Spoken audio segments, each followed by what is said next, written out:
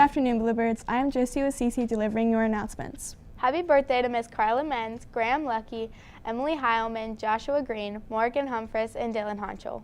The Winter Reading Challenge ended almost 3 weeks ago, and at this point, the 6th and 7th grade already had their pizza party, and the 7th and 8th grade homerooms have had donuts.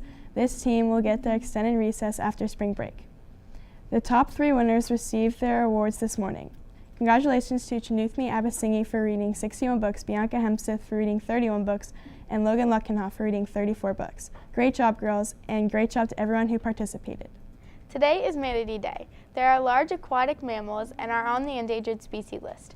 There are enough manatee lovers out there to make today Manatee Day. Let's learn a little bit more about this mammal. On the last Wednesday of March, this year March 28th, we celebrate one of the ocean's most graceful creatures. This Wednesday is Manatee Day. Let's learn more about these gentle giants. The manatee.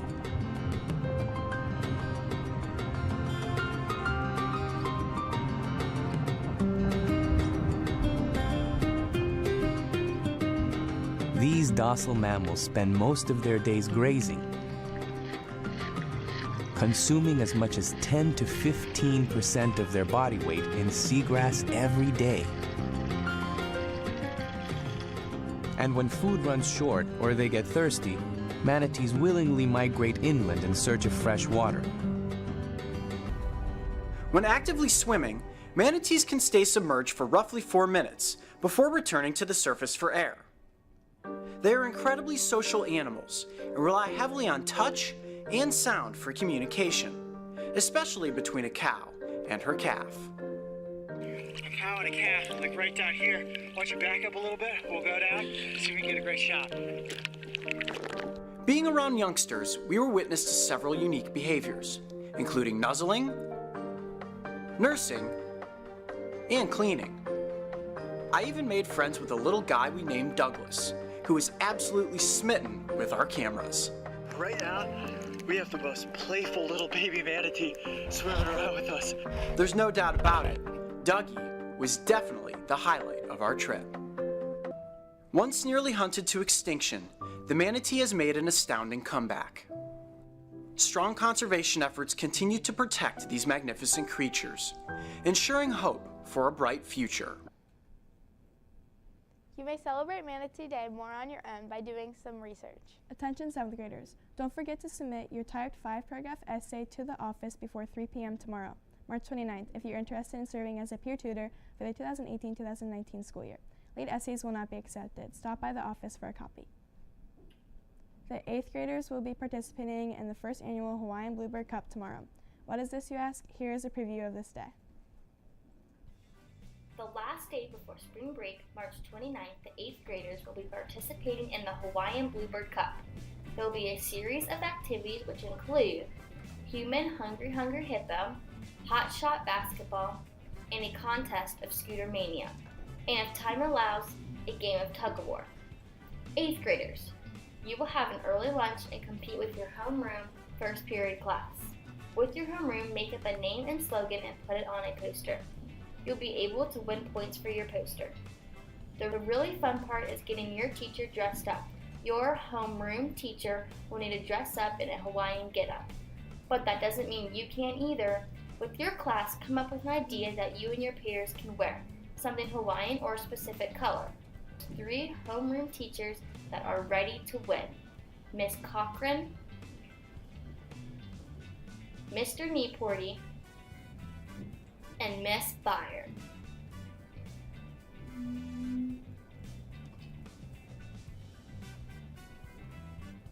Just remember to have fun.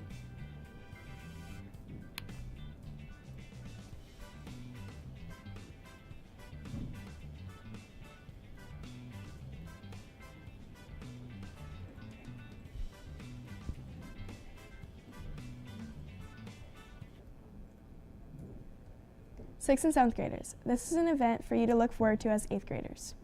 On September 20th of 2017, Hurricane Maria hit Puerto Rico and had massive damage.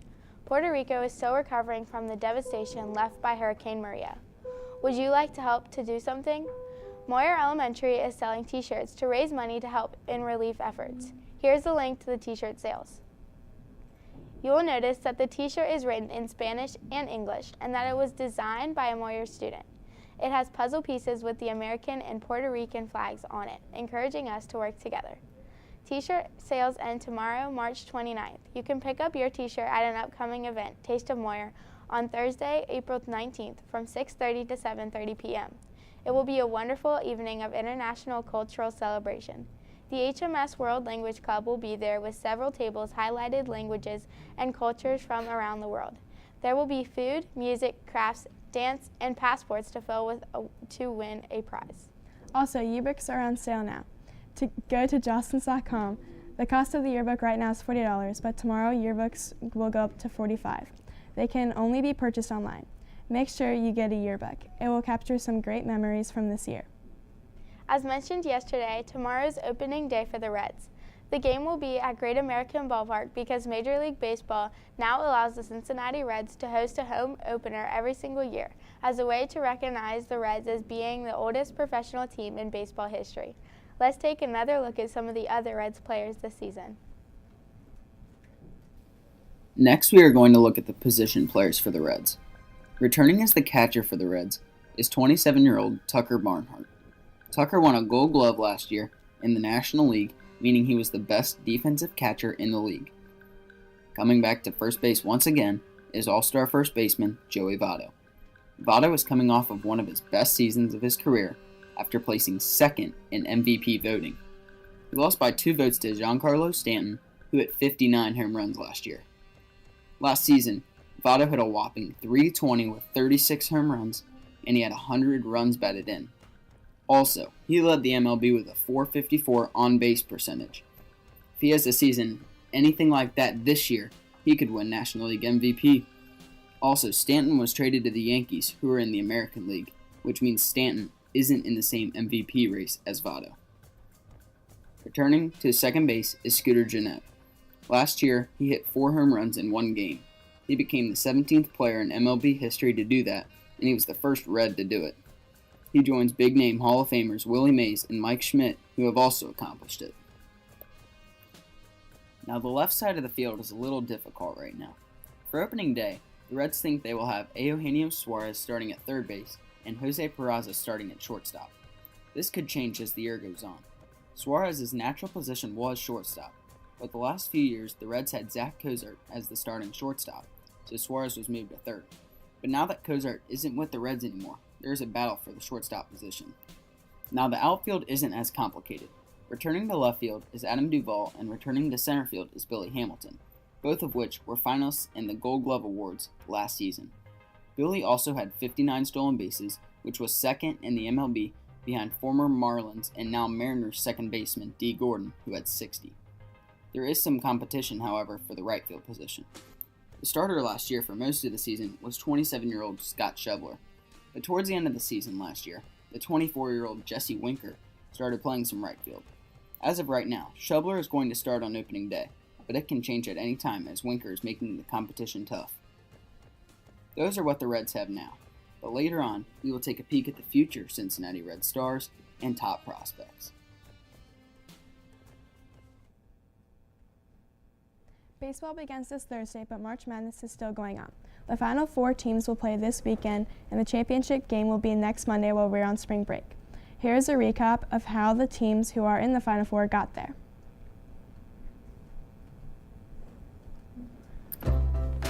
The Sweet 16 kicked off on Thursday, March 22nd. The first game was Loyola Chicago versus Nevada. It was close throughout the whole game, but Loyola Chicago pulled it out once again. This was their 3rd win in March Madness, and they have won those 3 games by a combined total of 4 points. But a win is a win, and they moved on to the Elite 8. Their next game was Michigan and Texas A&M. This game was a blowout. Michigan was on fire from the 3-point line, which led to a 99-72 victory. The 3rd game was Kentucky and Kansas State. This was a heartbreaker. Kentucky couldn't hit a single shot, and in the end, Kansas State won 61-58.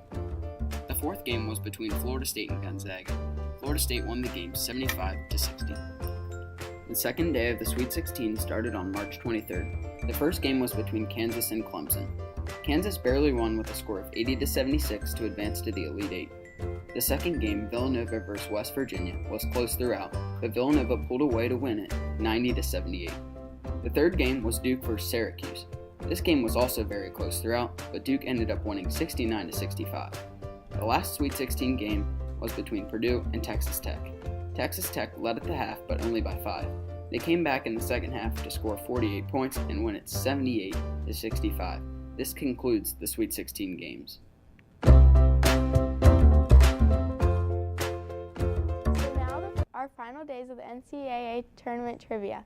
Remember, 6th and 7th grade will need to go to the Library Media Center group in Schoology. Click on Resources on the left side of the page, and then click on NCAA Trivia to submit their answer. Remember, 6th and 7th graders, you need to go to the Google Doc in the Library Media Center group to answer the question. If any 6th and 7th graders message Mrs. Griffith through Schoology, your answer will not count. On the other hand, for 8th graders, since the announcements can be viewed anytime between 11:20 and 12:20, 8th graders need to message Mrs. Griffith with the answer. The answer to yesterday's question was Florida. Kentucky has made the Elite Eight the most in the past 9 years. Kentucky has made 6 appearances and Florida has only made 5. So the answer to yesterday's trivia question was Florida. That was a hard one. Your winners were Kate Carey, Team 7-2, Joe Halbauer, Team 7-3, Lainey Alley, Team 6-1, Maya Schwartz from Team 6-2, and Team 6-3 winner is Owen Lucky. Here's your question for today. Who was the last one-and-done freshman to win the national title before going to the NBA? It is A. Greg Oden, B. Carmelo Anthony, C. Kevin Durant, D. O.J. Mayo.